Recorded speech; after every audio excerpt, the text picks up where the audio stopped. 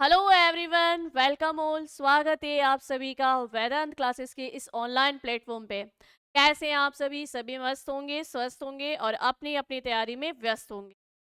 Computer की class में जो हमारा पिछला सेशन चल रहा था, हमने सॉफ्टवेयर वाला टॉपिक स्टार्ट कर लिया था। और सॉफ्टवेयर वाले टॉपिक में हमने देखा था कि सॉफ्टवेयर क्या होता है, किस तरीके से वो कंप्यूटर में सबसे ज़्यादा इंपॉर्टेंट है, और बाकी सभी हार्डवेयर जो है वो विदाउट सॉफ्टवेयर क्यों नहीं चल सकती है, और सॉफ्टवेयर होते कितने प्रकार के हैं, उन सब के बारे में जो है हमने हमारे पिछली क्लास के सेशन में चर्चा की थी। अब आज का जो सेशन हमारा रहने वाला है, वो सेशन रहने वाला है, हम सॉफ्टवेयर के बारे में ही पढ़ेंगे।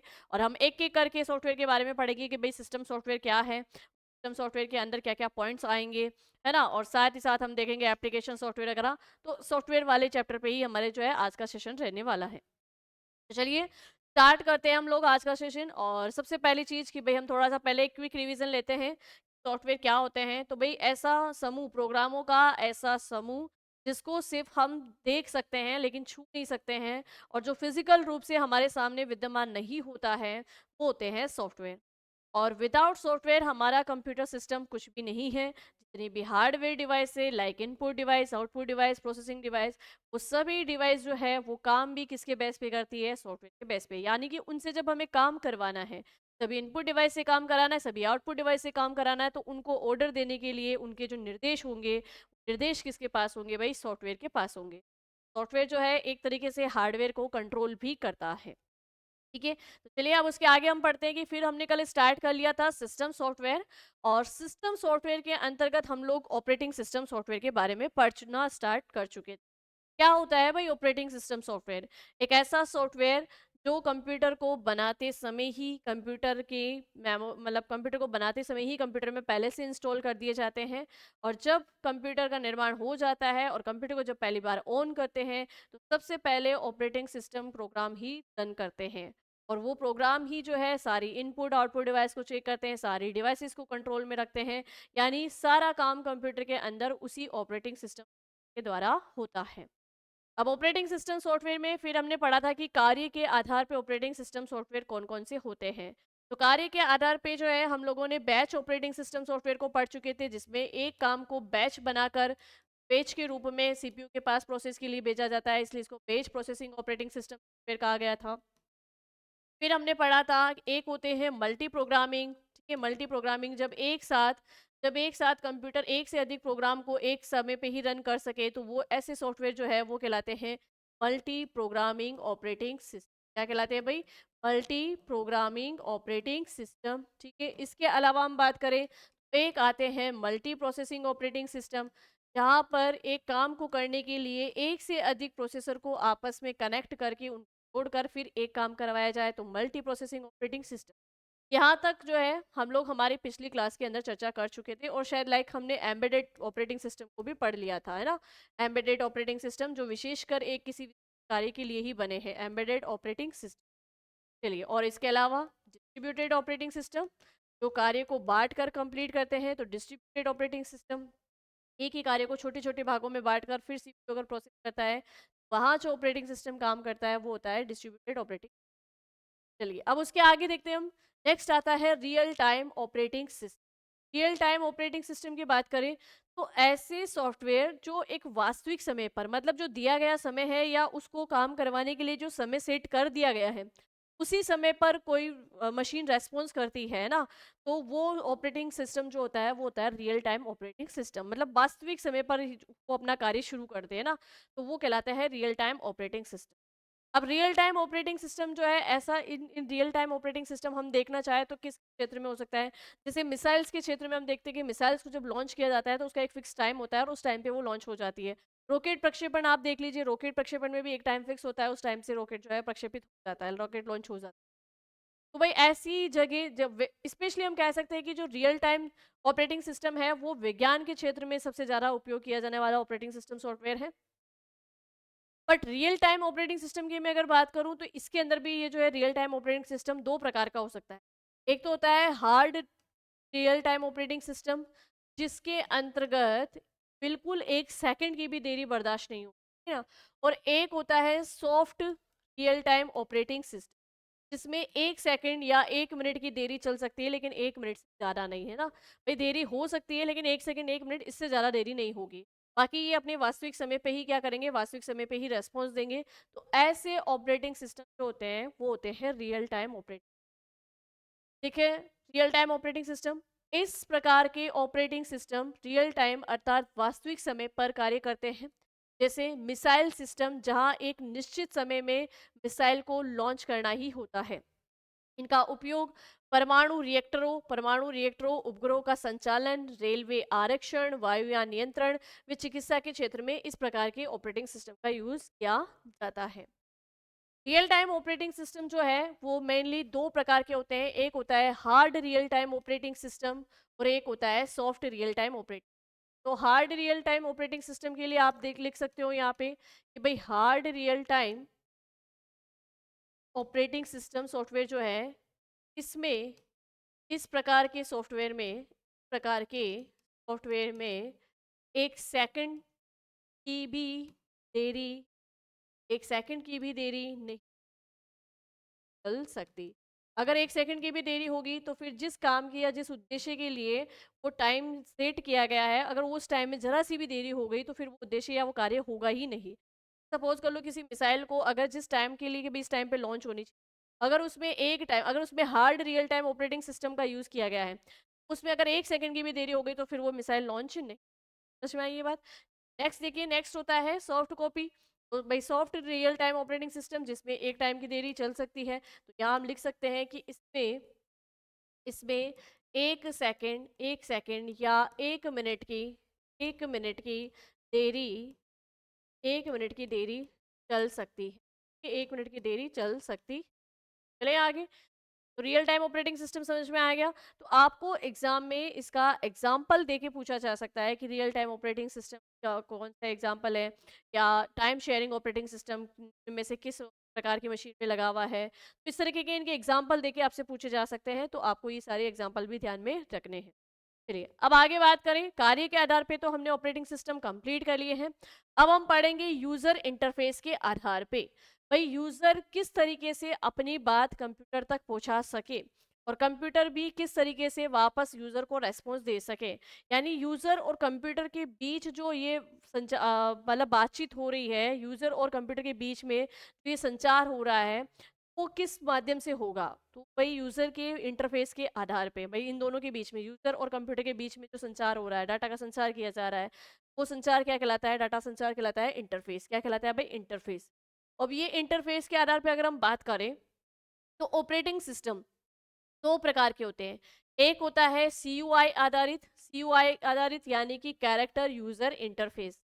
जब हम कंप्यूटर को अपनी बात एक कमांड देके करते हैं, यानी कि जैसे मैं बात करूं कि मान लो कि अगर आपने जैसे अपने मोबाइल में बोला कि ओपन फाइल, फाइल ओपन हो गई। जब आप बोल के या कमांड लिख कर, जैसे मैं कंप्यूटर में लिखूं कि ओपन फाइल, ठीक है, तो फिर वो फाइल को ओपन करेगा, या फिर मैं लिखूं क्लोज फाइल तो वो फिर फाइल को क्लोज कर देगा। अगर इस तरीके से टेक्स्ट डाटा लिखकर या टेक्स्ट में लिखकर मैं अगर कंप्यूटर को कमांड दूं, यानी कंप्यूटर को मैं अपनी तरफ से जो निर्देश दे रही हूँ वो अगर मैं कमांड के माध्यम से दे रही हूँ और कंप्यूटर उसको इसी तरीके से समझ रहा है और फिर मुझे रेस्पॉन्स भी उसी तरीके से दे रहा है, तो फिर यहाँ पर यूजर और कंप्यूटर के बीच जो इंटरफेस हुआ वो किस बेस पे हुआ भाई, कैरेक्टर यूजर इंटरफेस। यानी कि इसे हम कमांड लाइन इंटरफेस भी कह सकते हैं। तो इस कमांड लाइन इसे से कमांड लाइन इंटरफेस भी कहा जाता है। इस प्रकार के ऑपरेटिंग सिस्टम में सभी कार्य व निर्देश कैरेक्टर या कमांड के रूप में दिए जाते हैं। अब इस तरीके का ऑपरेटिंग सिस्टम सॉफ्टवेयर कौन सा है भाई, ऐसा है तो वो ये है MS DOS, Microsoft disk operating system. Microsoft disk operating system में कोई भी कार्य जो है हम कमांड देके ही कंप्यूटर से करवाते हैं, कमांड लिखकर ही कंप्यूटर से करवाते हैं। ठीक है, कमांड लिखकर कंप्यूटर से करवाएंगे। जैसे हम कर देंगे ओपन मैसेज या ओपन गैलरी, कुछ भी ऐसे जो हम कमांड लिखकर फिर हम कंप्यूटर से काम करवाते हैं, तो फिर वो कहलाता है कैरेक्टर यूजर इंटरफेस। ठीक है।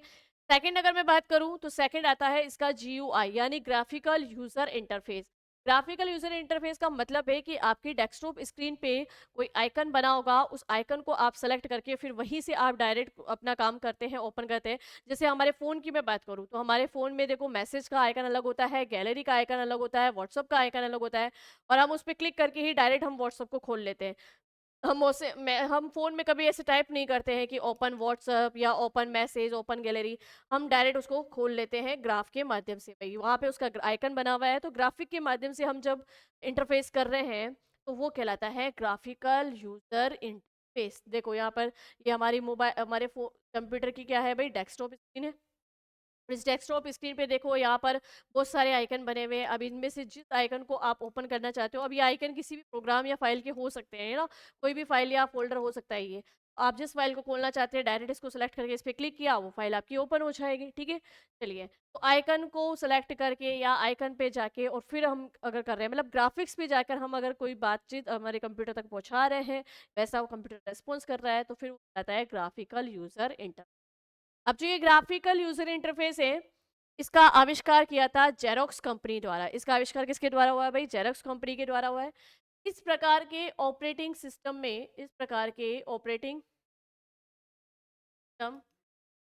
सॉफ्टवेयर में समान कार्य एवं निर्देश ग्राफिकल अथवा चित्रात्मक रूप में पूरे किए जाते हैं। ज़ीरोक्स कंपनी ने जीयूआई की सुविधा के साथ ज़ीरोक्स स्टार नामक कंप्यूटर विकसित किया था। जब ये पहली बार ग्राफिकल यूजर इंटरफेस आया था, उस समय ज़ीरोक्स कंपनी के द्वारा ज़ीरोक्स स्टार नामक कंप्यूटर किया गया था। ग्राफिकल यूजर इंटरफेस के माध्यम से ऑपरेटिंग सिस्टम एक व्यक्ति को प्रतीकों, आइकन, विजुअल मेटाफेस और पॉइंटिंग डिवाइसों के उपयोग के माध्यम से कंप्यूटर के साथ संवाद करने में सक्षम बनाता है। भई आप डेस्कटॉप स्क्रीन पे कोई भी फाइल या फ़ोल्डर का आइकन है, तो आप उसको सेलेक्ट कैसे करते हो? आप माउस के द्वारा सेलेक्ट करते हो, माउस के द्वारा आप कर्सर को उस जगह ले जाते हो, सेलेक्ट करते हो, फिर डबल क्लिक करके उसको ओपन करते हो।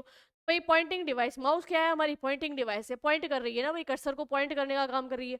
पॉइंटिंग डिवाइस के उपयोग से हम माध्यम से कंप्यूटर के साथ संवाद करने में सक्षम होते हैं। वो कहलाता है ग्राफिकल यूजर इंटरफेस। अब ग्राफिकल यूजर इंटरफेस की अगर हम बात करें तो ऐसे कौन-कौन से ऑपरेटिंग सिस्टम सॉफ्टवेयर है जो ग्राफिकल यूजर इंटरफेस पे आधारित है? लाइक जैसे कि window 7, window 8, 8.1, 10, window vista, android, MS, Mac OS, Linux. Linux जो है वो आपका एक प्रकार से किसका डिवाइस है, मतलब कौन सा ऑपरेटिंग सिस्टम है? वाई आधारित ग्राफिकल यूजर इंटरफेस आधारित है। आगे चले, आगे एक बात चलो यहाँ पर जो एक एग्जांपल है आप इसमें, तो हमारा ये क्या था भाई, सीयूआई आधारित।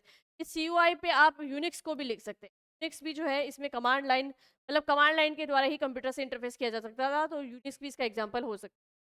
चलो आगे देखो, आगे बात करें यूजर उपयोग के आधार पे, बेस्ड ऑन यूजर यूज, ठीक है। अब यूजर, कितने यूजर मतलब कितने उपयोगकर्ता एक कंप्यूटर पे बैठ के काम कर सकते हैं, उसके आधार पे मैं बात करूं तो मतलब यूजर की उपयोगिता के आधार पे हम बात करें तो ऑपरेटिंग सिस्टम होते हैं दो प्रकार के। एक होता है सिंगल यूजर ऑपरेटिंग सिस्टम और एक होता है मल्टी यूजर ऑपरेटिंग सिस्टम। जब एक टाइम में एक यूजर बैठ के ही उस ऑपरेटिंग सिस्टम से काम कर सकता है, तो वो तो कहलाएगा सिंगल यूजर ऑपरेटिंग सिस्टम। और एक ऐसा ऑपरेटिंग सिस्टम जिसमें एक से अधिक यूजर एक साथ एक समय पे ही उस ऑपरेटिंग सिस्टम करके काम कर सकते हैं कंप्यूटर में, वो कहलाएगा मल्टी यूजर ऑपरेटिंग। तो यूजर उपयोगिता के आधार पे सबसे पहले हम देखेंगे सिंगल यूजर ऑपरेटिंग सिस्टम। कौन सा भाई? Single user operating system. इसकी अगर मैं बात करूं तो लाइक जैसे एम एस डोस है, मैक ओएस है, विंडो 95 है, इसमें एक टाइम में एक यूजर ही इस ऑपरेटिंग सिस्टम का यूज कर सकता है, ठीक है। सिंगल यूजर ऑपरेटिंग सिस्टम, एक समय में केवल एक ही यूजर कार्य कर सकता है। इसे एक समय में केवल एक ही प्रोग्राम क्रियान्वित होता है। अब जब एक समय में एक ही यूजर काम कर रहा है तो वो एक ही प्रोग्राम को रन कर सकता है ना, तो वो कहलाता है सिंगल यूजर ऑपरेटिंग सिस्टम। अब कौन कौन से ऐसे ऑपरेटिंग सिस्टम है जो सिंगल यूजर ऑपरेटिंग सिस्टम की श्रेणी के अंदर आएंगे? देखो एम एस डोस, पहले तो आपको याद रखना है कि ये सबके सब क्या है भाई, ऑपरेटिंग सिस्टम सॉफ्टवेयर है।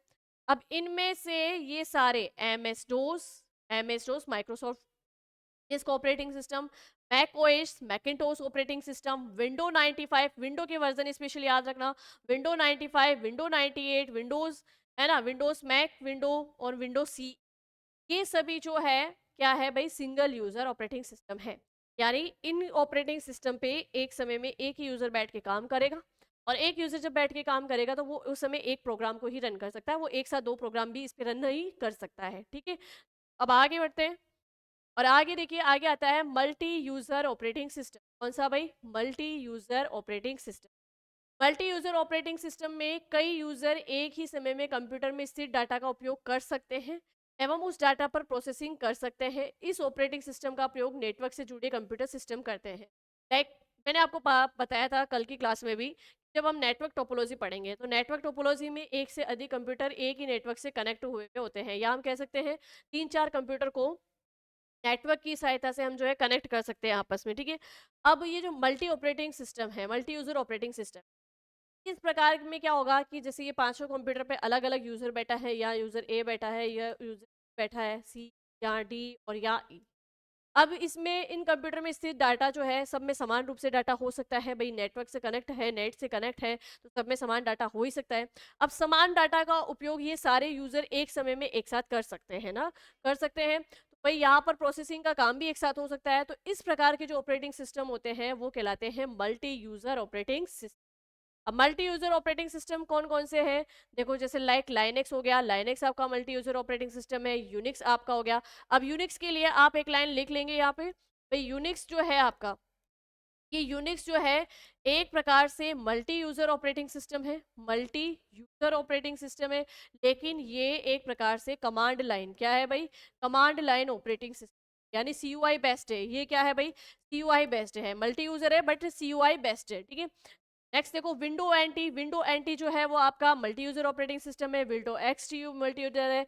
विंडो जीरो, उबंटू, उबंटू भी क्या है भाई? आपका मल्टी यूजर ऑपरेटिंग सिस्टम है, ठीक है? तो यहाँ पर सिंगल यूजर ऑपरेटिंग सिस्टम और मल्टी यूजर ऑपरेटिंग सिस्टम, इसको लेके भी काफी क्वेश्चंस जो है एग्जाम में आते ही हैं, तो आपको स्पेशली ध्यान रखना है। मैंने एग्जाम्पल यहाँ पे दे रखे भाई, कौन सा सिंगल यूजर है, कौन सा मल्टी यूजर है, इसको आप ध्यान में रखेंगे। चले आगे, अब बढ़ते हैं आगे और आगे देखिए नेक्स्ट आता है हमारा विंडो। विंडो के क्या क्या वर्जन है और विंडो की ये वर्जन जो है किस तरीके से देखें, अगर हम बात करें कि कौन कौन सा वर्जन है जो सिंगल यूजर ऑपरेटिंग सिस्टम में आएगा और कौन कौन से वर्जन है जो मल्टी यूजर ऑपरेटिंग सिस्टम। ये स्लाइड आपके लिए बहुत इंपॉर्टेंट रहने वाली है क्योंकि यहाँ से क्वेश्चन होता है। देखो विंडो वर्जन 1.0, विंडो वर्जन 1.0 यानी जब विंडो का पहला ही वर्जन आया, पहला ही वर्जन जो था वो सिंगल ऑपरेटिंग सिस्टम। विंडो 1.0 ये सिंगल ऑपरेटिंग सिस्टम है। विंडो 2.0 सिंगल ऑपरेटिंग सिस्टम है। 3.0 सिंगल ऑपरेटिंग सिस्टम है। विंडो 95 जो 1995 में बनाया गया था भी सिंगल यूजर ऑपरेटिंग सिस्टम है। 98 सिंगल यूजर ऑपरेटिंग सिस्टम, एम ही सिंगल यूजर ऑपरेटिंग सिस्टम है। Window CE. अब बात कर लेते हैं इधर कि विंडो के कौन कौन से वर्जन जो है वो मल्टी यूजर ऑपरेटिंग सिस्टम।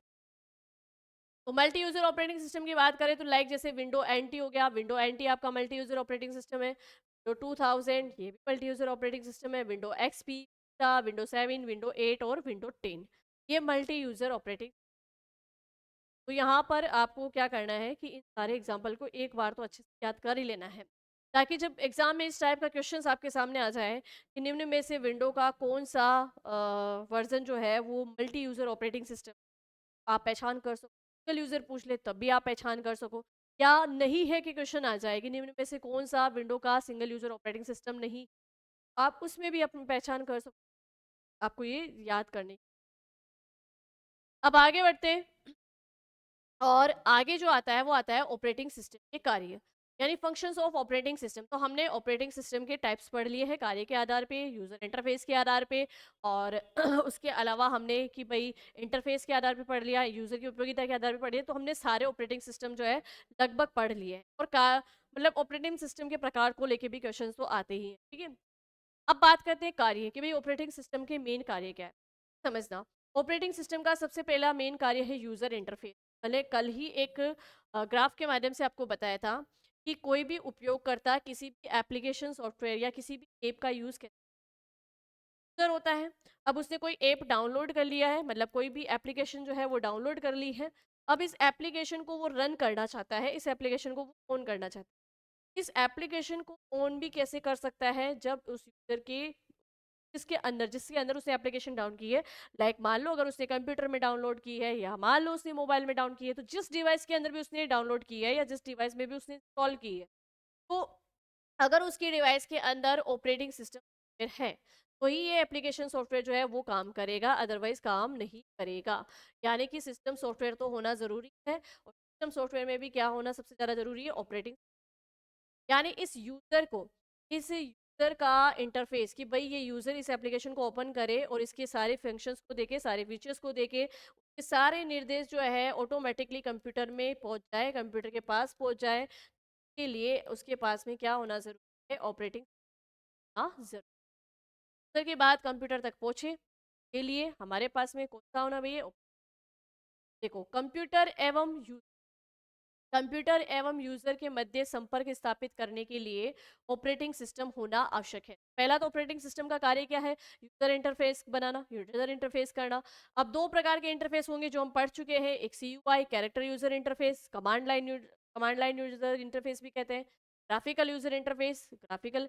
जब यूजर कमांड के माध्यम से अपनी बात कंप्यूटर को पहुंचाए तो CUI आधारित हो जाएगा। जब यूजर ग्राफिक्स का यूज करके फिर कंप्यूटर को कोई निर्देश दे तो वो ग्राफिकल यूजर इंटरफेस हो जाएगा। फिर दूसरी बात करते हैं तो दूसरा मेन कार्य आता है फाइल मैनेजमेंट। फाइल मैनेजमेंट का मतलब है कि सपोज कीजिए आपने ये जो है वर्ड डॉक्यूमेंट की एक फाइल बना ली है। अब वर्ड डॉक्यूमेंट की आपने फाइल बना ली है, उस फाइल को आप सेव कर रहे हैं। अब उस फाइल को आप सेव कर रहे हो तो सबसे पहले ये ओएस ऑपरेटिंग सिस्टम सॉफ्टवेयर क्या करेगा, मेमोरी में एक ऐसी जगह ढूंढेगा, मेमोरी में एक स्पेस बनाएगा जहां जाके आपकी फाइल सेव हो जाए और फाइल सुरक्षित रहे। और जब दोबारा आप उस फाइल को ओपन करें या सेव की गई फाइल को आप जब उसको निकालें और उसको चेक करें, दोबारा से आपको वो फाइल अवेलेबल भी हो जाए और जिस लोकेशन पे सेव की गई है उसी लोकेशन से आपको अवेलेबल हो जाए। ये सारा जो है, ये सारा काम कौन देखता है, ये सारा काम देखता है ऑपरेटिंग सिस्टम सॉफ्टवेयर। तो पहली चीज तो फाइल को सेव करने के लिए मेमोरी में स्पेस बनाना, मेमोरी में स्पेस बनाने का काम भी किसका है भाई, ऑपरेटिंग। तो यहाँ पर कि ऑपरेटिंग सिस्टम सॉफ्टवेयर का दूसरा काम क्या है, फाइल मैनेजमेंट करना, उसको सेव करना, उसको सुरक्षित रखना, और यूज़र द्वारा मांगी जाने पर उसको लोकेशन से उठाकर ओपन भी करना। और उसके बाद में मान लो कि यूज़र ने उसमें कुछ करेक्शन किया हो, फिर वापस से उसको सेविस करना। तो मतलब ये सारा काम जो है वो किसके नियंत्रण में होता है, ऑपरेटिंग के नियंत्रण में। ऑपरेटिंग सिस्टम सॉफ्टवेयर का जो दूसरा काम है वो है फाइल मैनेजमेंट का। किसका है भाई, फाइल मैनेजमेंट। कंप्यूटर में किसी फाइल को किस नाम से एवं मेमोरी की कौन सी डायरेक्टरी में स्टोर करना है, ये सारा कंट्रोल ऑपरेटिंग सिस्टम सॉफ्टवेयर का होता है। इसलिए इसका दूसरा काम क्या हो गया, फाइल मैनेजमेंट। तीसरा काम में देखो तो तीसरा काम आता है मेमोरी मैनेजमेंट का। मेमोरी मैनेजमेंट का मतलब है कि आपने कोई भी डाटा जो है, अब इस डाटा को आपने प्रोसेस करवा लिया है कंप्यूटर से। अब इस प्रोसेस किए गए डाटा को आप कंप्यूटर में सेव करना चाहते हो। तो प्रोसेस किया हुआ डाटा हमेशा कंप्यूटर में कहाँ जाके सेव होगा, एक इलेक्ट्रॉनिक स्थान पे सेव होगा। और वो इलेक्ट्रॉनिक स्थान कंप्यूटर में क्या होता है भाई, मेमोरी। मेमोरी कंप्यूटर में एक ऐसा इलेक्ट्रॉनिक स्थान है जहाँ पे हम डाटा को सेव करते हैं। अब डाटा किस लोकेशन पे किस जगह जाके सेव होगा, ये जो काम है ये नियंत्रित कौन करता है, ऑपरेटिंग सिस्टम सॉफ्टवेयर। और डाटा को मेमोरी से किसी स्थान पे वापस मांगने पे हम कैसे निकाल सकते हैं, ये काम भी किसका है, ऑपरेटिंग सिस्टम। लाइक जैसे मैं बात करूँ एक, लाइक हम बात करें एक हार्ड डिस्क की। अब हार्ड डिस्क में आप सभी को पता है कि ये एक सेकेंडरी स्टोरेज डिवाइस है, और इस हार्ड डिस्क के अंदर जो है ट्रैक और सेक्टर होते हैं। इन्हीं ट्रैक सेक्टर पे क्या होता है, डाटा सेव होता है। अब ये ट्रैक सेक्टर जो है भाई, इनके पार्ट बने हुए, इनके पार्टीशन हो रखे हैं, जैसे ये पार्ट ए है, ये पार्ट बी है, पार्ट सी है, पार्ट डी। अब अगर आप कोई भी डाटा सेव करते हो तो इस ट्रैक एंड सेक्टर के किस पार्टीशन पे जाके आपका डाटा सेव होगा, पहला काम।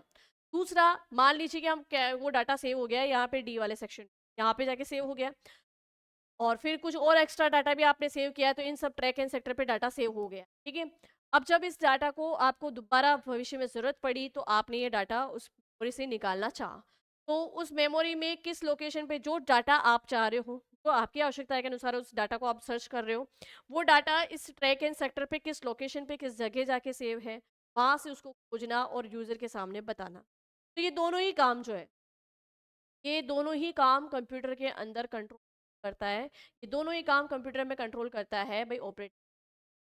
इसलिए मेमोरी मैनेजमेंट का काम भी किसका है, ऑपरेटिंग सिस्टम का है। तो कंप्यूटर में किसी डाटा को मेमोरी में कहाँ स्टोर करना है, आवश्यकता होने पर डाटा को मेमोरी में किस स्थान से पढ़ना है, यानी जब छूटोगे तो उसको एक्सेस करने का टाइम भी कहाँ से किया जाएगा, वो सारा काम किसका है भाई, है operating system. Operating system software के 3 कार्य हमने देख लिए। पहला कार्य यूजर इंटरफेस का कार्य, यूजर इंटरफेस भी कौन करवाता है? ऑपरेटिंग सिस्टम सॉफ्टवेयर करवाता है। दूसरा कार्य फाइल मैनेजमेंट का कार्य भी कौन कराता है? भाई ऑपरेटिंग सिस्टम कराता है। और तीसरा कार्य जो है वो है मेमोरी मैनेजमेंट, तो मेमोरी मैनेजमेंट का कार्य भी कौन करता है? ऑपरेटिंग सॉफ्टवेयर करता है। नेक्स्ट अगर हम कार्य देखें तो प्रोसेस मैनेजमेंट।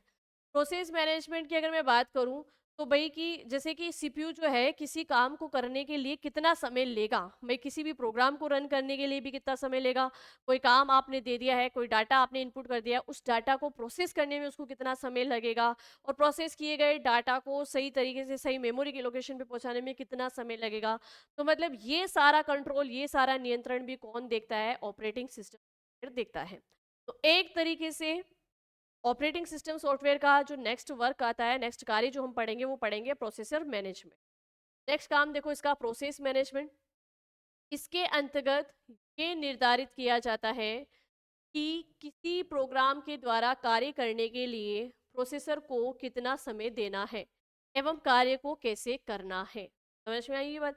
तो मान लीजिए कि आप एमएस वर्ड में एक फाइल बनाना चाहते हैं और उस फाइल को सेव करना चाहते हैं।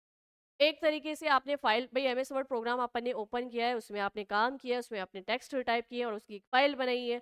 अब उस फाइल को आप सेव करना चाहते हो। पहली चीज तो फाइल जब आप बना रहे हो तो उसमें टेक्स्ट टाइप कर रहे हो, प्रोग्राम के द्वारा ये कार्य किया जा रहा है, तो कार्य करने में प्रोसेसर को कितना समय लगेगा कि भाई आपने टेक्स्ट टाइप कर दिए और टाइप हो भी गई है, आपकी फाइल रेडी हो गई है। फिर आप उस फाइल को सेव भी करोगे तो फाइल को सेव करने में कितना टाइम लगेगा। इस तरीके से जो है ये सारा ही कार्यों का कंट्रोल कौन देखता है? भाई ऑपरेटिंग सिस्टम सॉफ्टवेयर। इसलिए एक तरीके से वो प्रोसेसर मैनेजमेंट बात करें तो देखो input output management. Input output management कैसे? जैसे कि सबसे पहले यूजर यूजर क्या करेगा? भाई इनपुट डिवाइस के माध्यम से ही तो डाटा इनपुट करेगा। डिवाइस के माध्यम से, लाइक अगर कोई भी एप्लीकेशन उसने डाउनलोड कर रखी है, उस एप्लीकेशन को ओपन किससे करता है? भाई इनपुट डिवाइस के माध्यम से ही करता है। जब एप्लीकेशन ओपन हो जाती है तो उस एप्लीकेशन में क्या क्या फीचर्स है, क्या क्या फंक्शंस है, क्या क्या कैसे काम करेगी, उसके लिए इसके अंदर क्या होना चाहिए? भाई सिस्टम सॉफ्टवेयर। तो सिस्टम सॉफ्टवेयर काम करेगा, सिस्टम सॉफ्टवेयर में भी ऑपरेटिंग सिस्टम सॉफ्टवेयर काम करेगा। अब जब इस एप्लीकेशन से आपने कुछ सर्च कर लिया है और अब आप चाहते हो कि जैसे हम बात करें कि हमने जैसे आपने वेदांत क्लासेस का ऐप डाउनलोड कर रखा है। अब आपने उनकी क्लासेस देख के आपने सब कुछ पढ़ लिया है, लेकिन आप नोट्स की पीडीएफ निकालना चाहते हैं। जब नोट्स की पीडीएफ निकालेंगे तो आपको प्रिंटर की आवश्यकता ही पड़ेगी। तो प्रिंटर को भाई कंट्रोल प्लस पी की कमांड देनी पड़ेगी, तब जाके वो प्रिंट निकालेगा। ठीक है, तो ये कंट्रोल प्लस पी की कमांड उस आउटपुट डिवाइस तक, प्रिंटर तक पहुंचाएगा कौन? Operating system software. तो देखो यहाँ पर यूजर द्वारा पहले इनपुट डिवाइस के माध्यम से कंट्रोल प्लस पी की ये जो कमांड दी गई, यूजर द्वारा इनपुट डिवाइस को यूज किया गया और आउटपुट डिवाइस यानी प्रिंटर पे उसको प्रिंट निकाल के दे दी गई। ये सारे यहाँ से लेके यहाँ तक का जो काम हुआ वो काम करा किससे? वो करा है ऑपरेटिंग सिस्टम सॉफ्टवेयर ने। किसने किया है? भाई ऑपरेटिंग सिस्टम सॉफ्टवेयर ने किया है। तो एक तरीके से सभी इनपुट आउटपुट मैनेजमेंट डिवाइस को भी कौन देखता है? Operating system software. या यूं कह दो कि जब आप कंप्यूटर को ऑन करते हो तो सबसे पहले बायोस प्रोग्राम रन करते हैं जो रोम चिप पे इंस्टॉल होते हैं। तो ये बायोस प्रोग्राम इस इनपुट डिवाइस को भी चेक करता है, इन आउटपुट डिवाइस को भी चेक करता है कि ये सही तरीके से काम कर रही है कि नहीं कर रही है। इन सब का मैनेजमेंट कौन देख रहा है? भाई ये बायोस प्रोग्राम किसके द्वारा रन करवाए जा रहे हैं? ये करवाए जा रहे हैं ऑपरेटिंग के द्वारा। ठीक है, तो यहाँ पर इनपुट आउटपुट मैनेजमेंट का काम भी किसका हो गया? भाई ऑपरेटिंग सिस्टम का काम हो गया। फिर अगला काम देखो नेटवर्क मैनेजमेंट। अब नेटवर्क मैनेजमेंट की मैं बात करूं, जैसे हमने पढ़ा था मल्टी यूजर ऑपरेटिंग सिस्टम। भाई मल्टी यूजर ऑपरेटिंग सिस्टम में हमने क्या पढ़ा था? मल्टी यूजर ऑपरेटिंग सिस्टम में हमने देखा था कि एक से अधिक कंप्यूटर जो नेटवर्क के माध्यम से आपस में जुड़े हुए हैं, उनमें एक ही प्रकार के डाटा को कई यूजर एक साथ प्रोसेस करने कर सकते हैं। अब जब वहां पर इस तरीके का काम होगा तो वहां पर पांचों कंप्यूटर के अंदर डाटा जो प्रोसेस हो रहा है, पांचों में एक ही जैसा डाटा प्रोसेस हो रहा है, एक ही टाइम पे हो रहा है। तो ये मैनेजमेंट देखना के लिए भाई कौन सा कि भाई नेटवर्क सही तरीके से आएगा तभी तो पांचों कंप्यूटर एक साथ काम करेंगे। अगर पांचों में से एक का भी कनेक्शन टूट गया तो फिर डाटा एक साथ काम नहीं कर सकते। तो नेटवर्क मैनेजमेंट देखने का काम भी किसका है? नेटवर्क मैनेजमेंट देखने का काम भी है ऑपरेटिंग सिस्टम का। या यूं कह दो कि कोई भी नेटवर्क डिवाइस किस प्रकार से काम करेगी या नहीं करेगी, ये सब कुछ भी चेक कौन करता है? Operating system software. ठीक है, यहाँ पर ऑपरेटिंग सिस्टम सॉफ्टवेयर का एक काम नेटवर्क मैनेजमेंट भी हो जाता है। नेक्स्ट देखो ध्वनि मैनेजमेंट, साउंड मैनेजमेंट। आपको सॉन्ग सुनने हैं, आप कोई मूवी अपने कंप्यूटर में चला के बैठ गए हो, में साउंड अच्छे से आए, या आपने मान लो कि आउटपुट डिवाइस के रूप में स्पीकर का यूज़ किया है, या इनपुट डिवाइस के रूप में आपने माइक का यूज़ किया है, तो वो माइक सही ढंग से काम करे, माइक में जो आपने ध्वनि इनपुट की है वो कंप्यूटर तक सही ढंग से पहुंच सके और उसी के अकॉर्डिंग आपको फिर से आउटपुट भी मिल सके। तो ये सारा मैनेजमेंट भी जो है वो कौन देखेगा, वो देखेगा ऑपरेटिंग सिस्टम सॉफ्टवेयर। तो इसका एक काम क्या हो गया भाई, ध्वनि यानी साउंड मैनेजमेंट। इस तरीके से जो है हमने ऑपरेटिंग सिस्टम के सभी कार्य देख लिए हैं। ऑपरेटिंग सिस्टम का कार्य यूजर इंटरफेस क्रिएट करना, फाइल मैनेजमेंट करना, मेमोरी मैनेजमेंट करना, प्रोसीजर मैनेजमेंट करना, input output management, network management और ध्वनि मैनेजमेंट यानी साउंड मैनेजमेंट, ये काम होते हैं ऑपरेटिंग सिस्टम। तो यहाँ से क्वेश्चन बन सकता है कि निम्न में से ऑपरेटिंग सिस्टम सॉफ्टवेयर के कार्य क्या क्या है, या क्वेश्चन ऐसे भी बन सकता है कि निम्न में से ऑपरेटिंग सिस्टम सॉफ्टवेयर का कार्य कौन सा नहीं। ठीक है, तो इस तरीके से आपके पास में जो है क्वेश्चंस देखने को मिल सकते हैं। आगे चले, तो अब आगे देखो नेक्स्ट आता है ऑपरेटिंग सिस्टम के उदाहरण। ऑपरेटिंग सिस्टम के कुछ एग्जांपल है जिन पे क्वेश्चंस बनते ही है, जैसे लाइनेक्स पे बन सकता है, यूनिक्स पे बन सकता है, एमएस डोस पे बन सकता है। तो इनके बारे में हम थोड़ा बहुत मतलब इनसे थोड़ा हम परिचित हो जाते हैं। ठीक है, सबसे पहले हम देख रहे हैं एमएस डोस। MS DOS Microsoft disk operating system. तो सबसे पहली चीज तो कि एक प्रकार का सिंगल यूजर ऑपरेटिंग सिस्टम होता है। क्या होता है भाई, ये सिंगल यूजर ऑपरेटिंग सिस्टम होता है। सिंगल यूजर ऑपरेटिंग सिस्टम यानी एक समय में इसको एक यूजर ही यूज कर सकता है, एक यूजर ही एक प्रोग्राम को रन कर सकता है। साथ ही साथ ये क्या होता है, ये कमांड लाइन ऑपरेटिंग सिस्टम होता है। कमांड लाइन ऑपरेटिंग सिस्टम की मैं बात करूं, मतलब सीयूआई बेस्ड होता है। तो भाई ये एमएस डोस जिसकी फुल फॉर्म होती है माइक्रोसॉफ्ट डिस्क ऑपरेटिंग सिस्टम, यह एक सिंगल यूजर एवं कैरेक्टर या कमांड लाइन यूजर इंटरफेस आधारित ऑपरेटिंग सिस्टम है। ये माइक्रोसॉफ्ट, भाई माइक्रोसॉफ्ट एमएस डोस के नाम से ही पता चल रहा है, माइक्रोसॉफ्ट तथा आईबीएम कंपनी द्वारा अगस्त 1981 में बनाया गया है। पर्सनल कंप्यूटर में स्थापित माइक्रोसॉफ्ट का प्रथम ऑपरेटिंग सिस्टम। भाई माइक्रोसॉफ्ट कंपनी के द्वारा पीसीपी यानी पर्सनल कंप्यूटर में पहला जो ऑपरेटिंग सिस्टम लगाया गया वो कौन सा था, एमएस डोस। तो ये लाइन एग्जाम के पॉइंट ऑफ व्यू से है। यहाँ से आपको क्वेश्चन मिल सकता है एग्जाम में कि माइक्रोसॉफ्ट कंपनी के द्वारा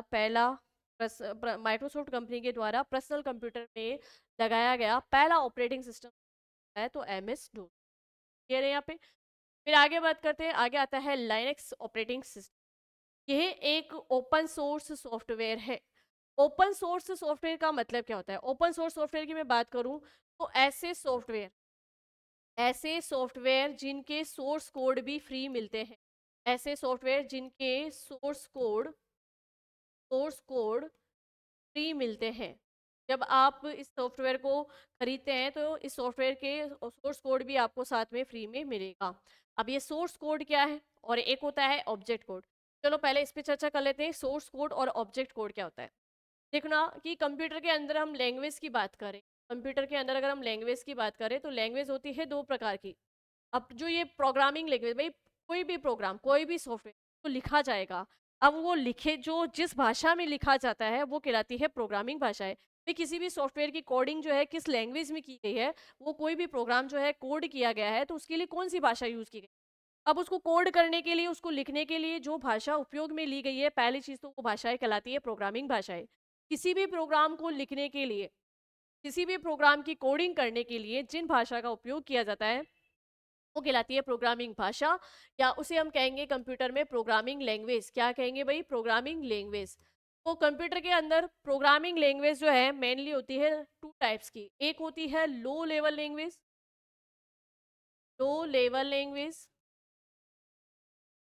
और एक होती है हाई लेवल लैंग्वेज।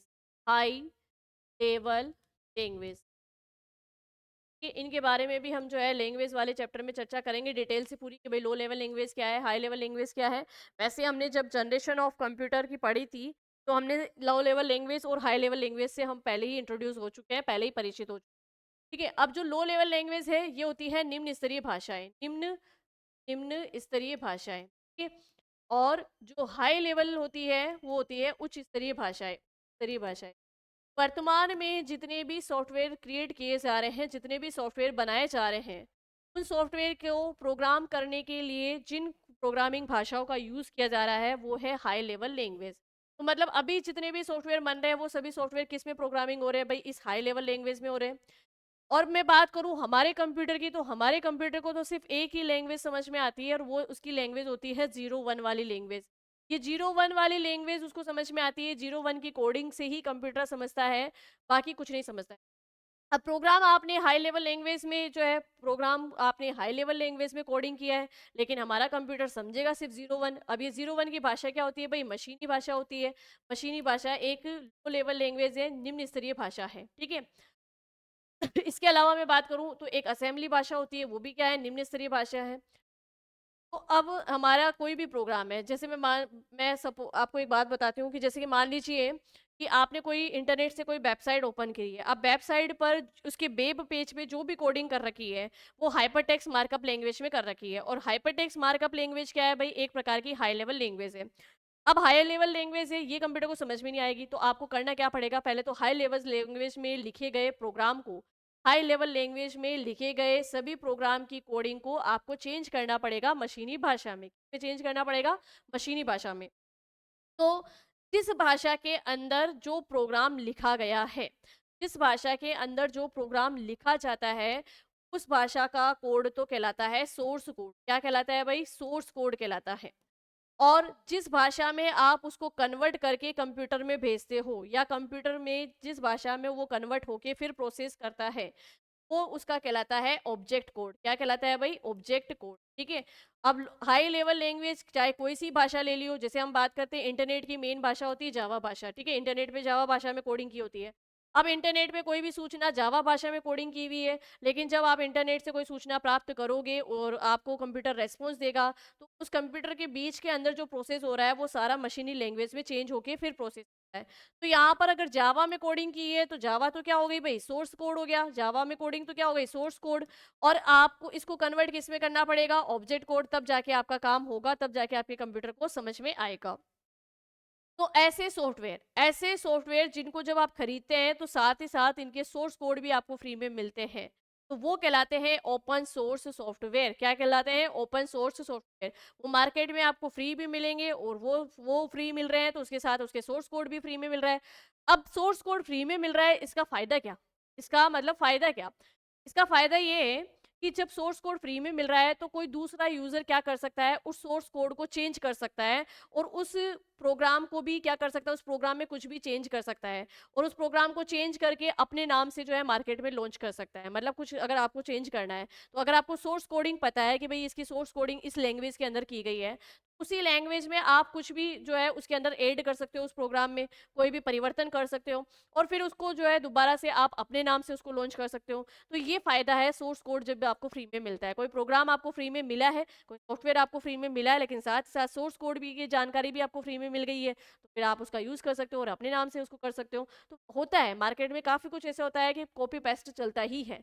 बहुत सारे प्रोग्राम है जो लोग क्या करते हैं, कॉपी पेस्ट करके फिर अपने नाम से लॉन्च कर देते हैं, ठीक है। लेकिन उसके लिए सबसे ज़्यादा ज़रूरी है कि उस प्रोग्राम का सोर्स कोड आपको मालूम होना चाहिए। सोर्स कोड मालूम नहीं है तो फिर आप कुछ भी तरीका किसी भी तरीके से उसमें चेंज नहीं कर सकते, किसी तरीके से उसमें कोई परिवर्तन नहीं कर सकते। आप लोगों ने देखा भी होगा कि जो बड़ी-बड़ी कंपनीज़ होती हैं वो एडवर्टाइज़मेंट करती है, तो वो एडवर्टाइज़मेंट करती है और उसको जब वेबसाइट पे दिखाती है, तो आपको पता है कि वेबसाइट पे ये एडवर्टाइज़मेंट ब काफ़ी कुछ कॉपी पेस्ट होके आते हैं ना, बहुत सारी लाइनें चुरा ली जाती है या ग्राफिक्स का मतलब कॉपी पेस्ट कर लिया जाता है।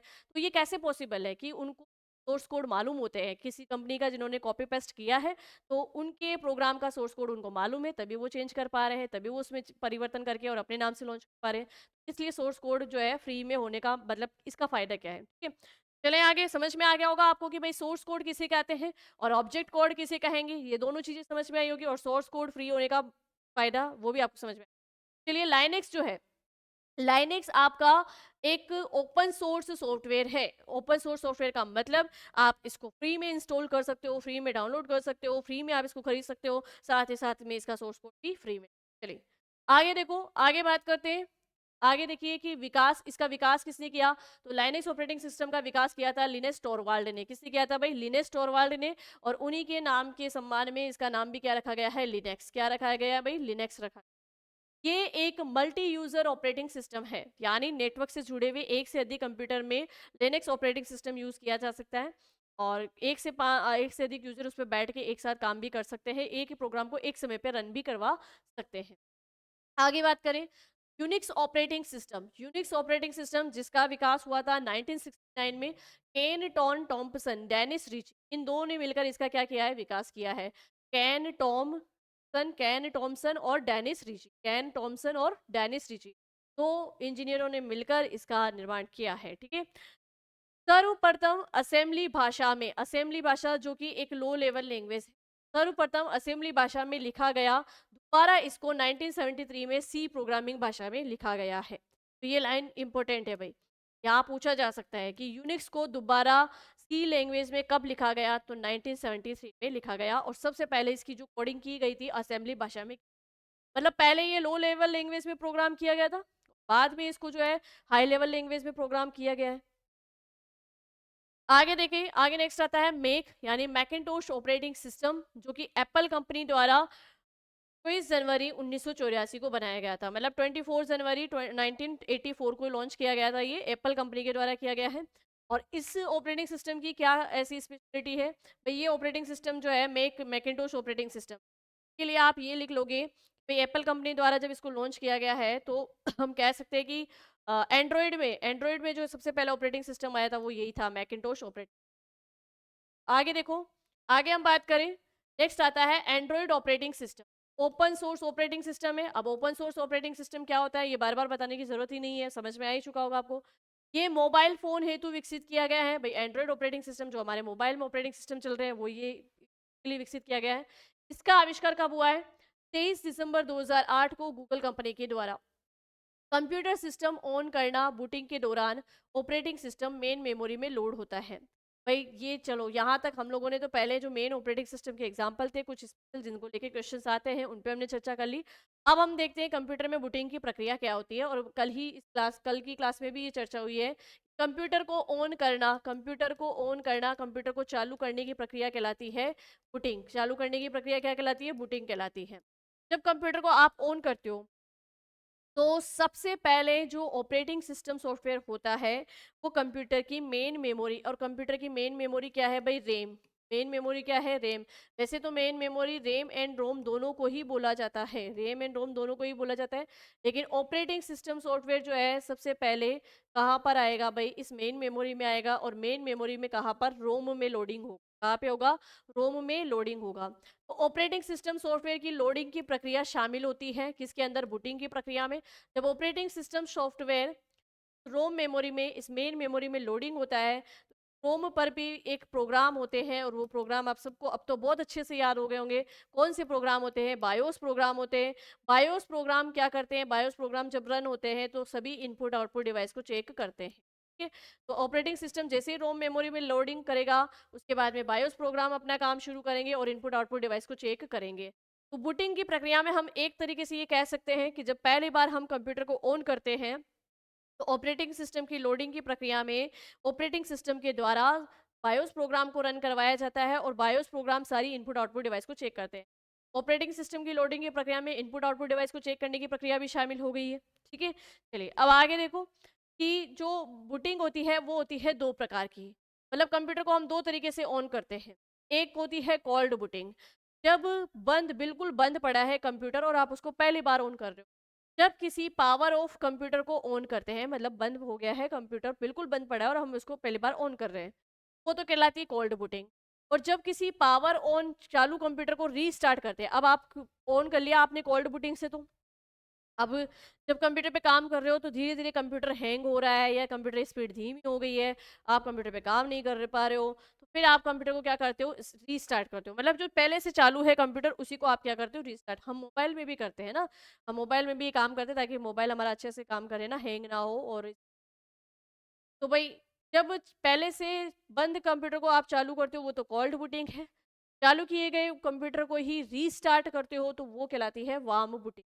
बट एक चीज ध्यान रखना, रीस्टार्ट की प्रक्रिया में ऑपरेटिंग सिस्टम लोडिंग की प्रक्रिया शामिल नहीं है, कि जब आप कोल्ड बूटिंग करते हो उसी समय ऑपरेटिंग सिस्टम क्या होता है, मेन मेमोरी में लोड हो चुका होता है और उसी के कारण वो कंप्यूटर चल रहा है, आप उस पे काम कर रहे हो और उसी की वजह से फिर आप कंप्यूटर को रीस्टार्ट भी कर सकते हो। तो ऑपरेटिंग सिस्टम की प्रक्रिया जो है वो कोल्ड बूटिंग में होती है, ना कि वार्म बूटिंग। ऑपरेटिंग सिस्टम की लोडिंग की प्रक्रिया वार्म बूटिंग में शामिल नहीं है।